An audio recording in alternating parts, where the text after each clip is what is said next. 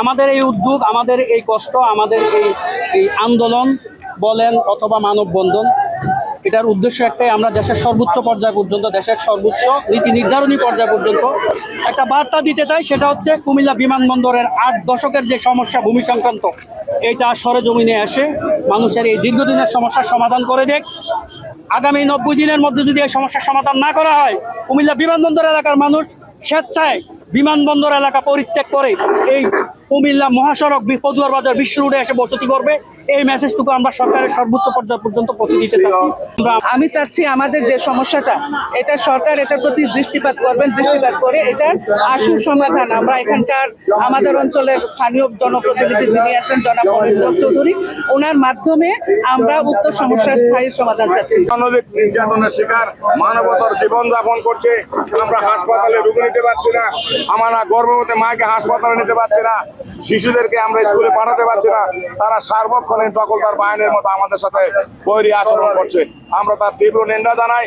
মাননীয় প্রধানমন্ত্রী তারেক সাহেবের কাছে আমাদের অনুরোধ হলো যে আমরা আপনাদেরকে আপনি এই ব্যাপারে হস্তক্ষেপ করে একটা সংসদীয় কমিটি করে অথবা একটা বিচার বিভাগীয় তদন্ত কমিটি করে এখানকার বাস্তব পরিস্থিতি বিবেচনা করে এটা স্থায়ী সমাধান করেন।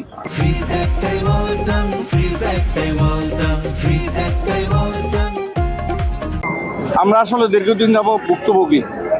আমার বুঝবার পরের থেকে স্বাধীনতার তো প্রায় 54 বছর হয়ে গেল, এই সমস্যার সমাধান কেউ আগে আসে না। আমরা বারবার কর্তৃপক্ষের কাছে চেষ্টা করেছি, তাদের দৃষ্টি আকর্ষণ করেছি, আমাদের সমস্যাগুলোর কথা বলেছি, কিন্তু আজ পর্যন্ত শুধু সমস্যার কথা শুনেই হচ্ছে, সমাধান হচ্ছে না। আজকের এই মানববন্ধন বিশেষ করে আপনারা দেখেছেন, প্রিন্ট মিডিয়ার যারা সাংবাদিক ভাইয়েরা আছেন, আপনারা আমাদের এই জায়গা যদি কারোর অবস্থান হইতো তাহলে বুঝতে পারতেন আমরা কি কষ্টে আছি। বাড়ির ভিতরে ঢুকবো, পারমিশন নিতে হয় সেনাবাহিনী, জায়গা নাকি সেনাবাহিনী, পিছনে আমরা যারা আছি তাহলে আমরা কোনো মালিক না। গাছ লাগাইছে আমার পূর্বপুরুষেরা, এখন ফল এবং গাছের মালিক হইল অন্য পক্ষ, সেনাবাহিনী। আসলে এই 11 গ্রামের লোকেরা এখন সেনাবাহিনী বাচ্চার সাধারণ মানুষের মধ্যে একটা প্রতিপক্ষ হিসাবে দাঁড়াচ্ছে। সেনাবাহিনী আমাদের গর্ব, সেনাবাহিনী আমাদের রক্ষা কবচ, দেশমাতৃকার জন্য সেনাবাহিনী আমাদের সম্পদ।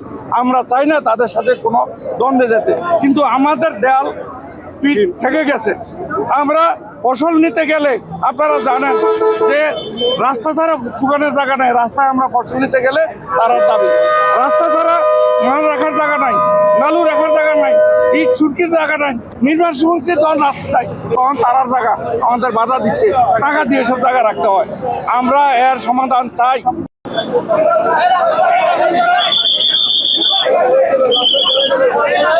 এক মিনিট কথা কইয়া উঠতে যাবো, টেনশন করেন না। এক মিনিট কথা কইয়া উঠতে যাবো।